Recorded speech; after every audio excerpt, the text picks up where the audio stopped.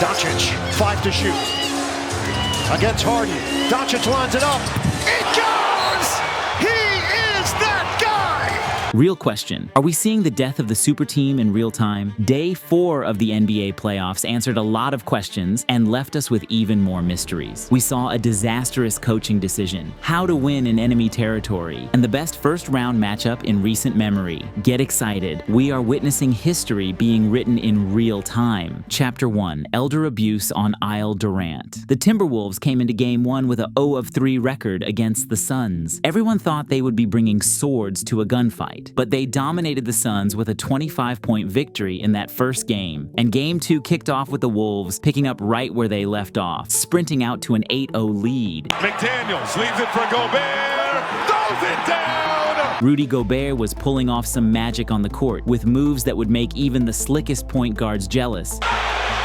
Look at the Frenchman in the open floor. He flicks it up and his prayer is answered. But it was the Suns' defense that kept them in the game despite coughing up the ball 6 times and shooting a measly 7 for 20 in the first frame. The biggest miscalculation in the first quarter was made by Coach Finch, who decided to keep Towns in the game despite him already having 2 fouls. This decision backfired as Towns picked up a 3rd foul in the first period, an absolute disaster, as this meant the Wolves would have to survive the entire second quarter without Cat. While Beal had started as cold as ice, going 0-4 to start the game, he fortunately started heating up in the second, abusing ball screens to dodge defenders with style. Pocket pass to Drew, who brings the boom! Kevin Durant was so unguardable in the second quarter, McDaniels might as well have been playing tag with a ghost. As McDaniels takes his turn, KD fading away, he hits! Without Towns, the Wolves were struggling to score, so Mike Conley decided to take it upon himself to put the team on his back.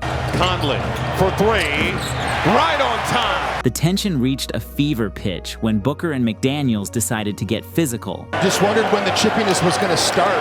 Devin Booker talks a lot of smack. Jaden isn't having it.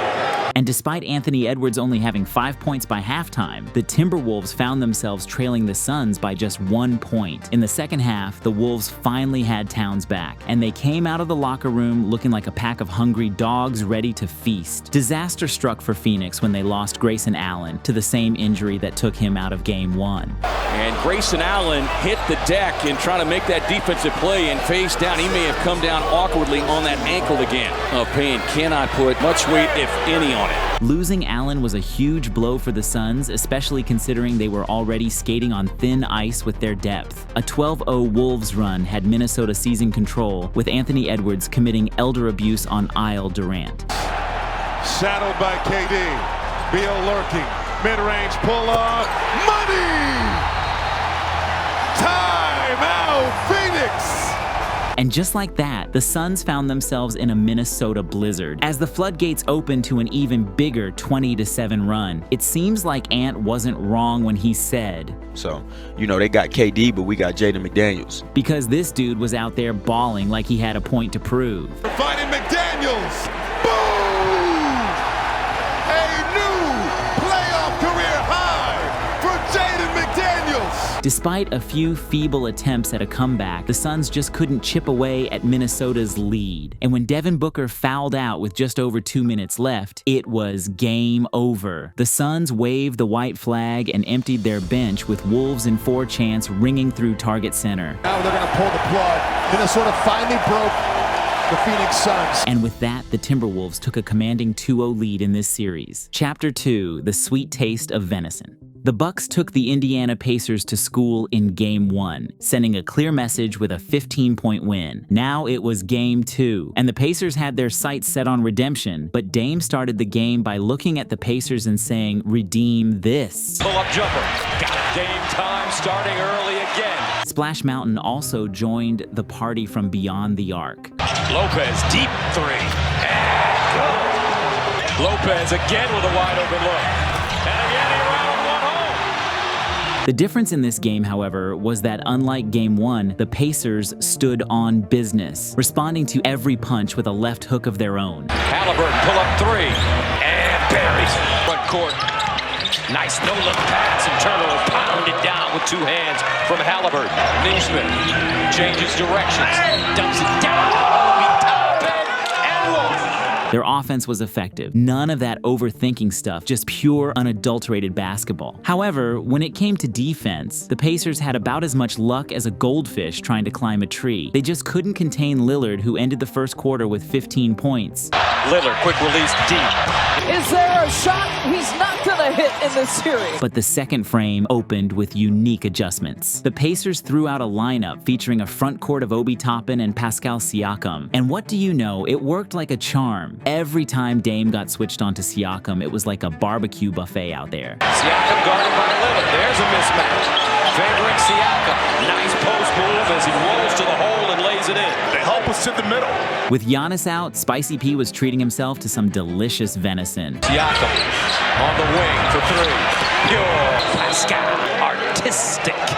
The artiste. After a while, Bobby Portis had enough, deciding to be the one to exact some revenge on the man who was killing them. Portis posting up. Good possession.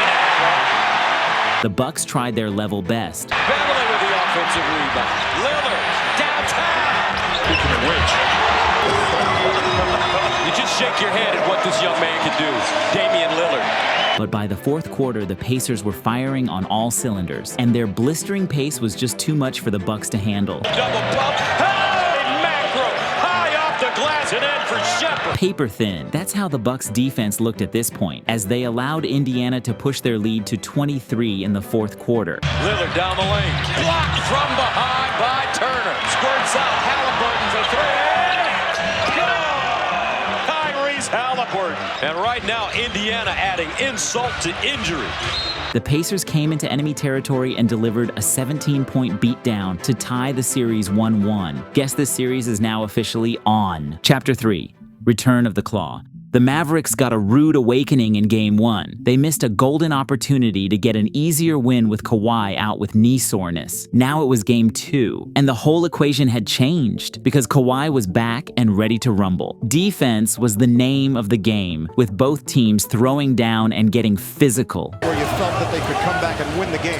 Zubac, cutter, it's man, and it gets blocked by Washington on the interior.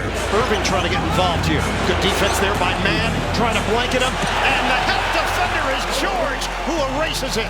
Even Luka, the Mavs' weakest link on that side of the ball, was chipping in. Plumlee denied by Doncic. Kyrie, the southpaw assassin, was showing off his ambidextrous finesse in more ways than one. It's Irving. Oh, left hand! Kyrie is a cheat code. Oh, wow. But the Clippers refused to say die, attacking the offensive boards with reckless abandon. Zone look, Powell, over Doncic, no, slam down! That is a man's jam, literally! On a more technical front, we found Kleber setting a Gortat screen for Derek Jones to open up the runway for his slam. At a halftime, it was neck and neck. The Mavs held a slim lead, but you could feel the tension in the air. Kawhi Leonard came out swinging in the third quarter, doing what Kawhi does best. But Irving was countering Kawhi's chop-down special with some behind-the-back magic. Irving, razzle-dazzle, Washington, a highlight.